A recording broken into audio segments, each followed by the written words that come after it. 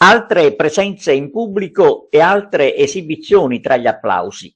Per la band agrigentina dei Dixit il viaggio verso il successo continua con momenti di grande soddisfazione.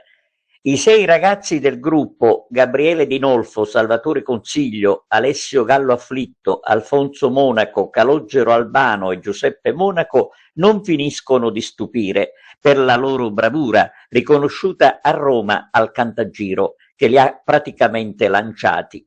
Superata la competizione romana, i Dixit sono tornati il 23 febbraio scorso sul piccolo schermo, ospiti della trasmissione di Michele Guardì, I fatti vostri, su Rai 2.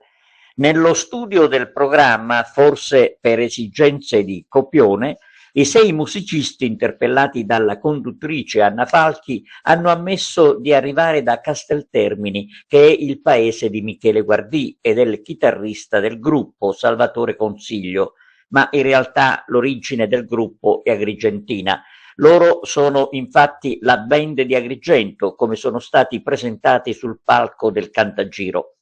Nei giorni scorsi i 6 musicisti sono stati ospiti del liceo Leonardo Sciascia di Agrigento, invitati dalla dirigente Giovanna Pisano e dai rappresentanti di istituto Paolo Lacorte, Nadia Fucà e Domenico Cappello. E non è finita, perché sabato 4 aprile alle 21 i Dixit saranno presenti allo Scaro Café di piazza Ravanusella.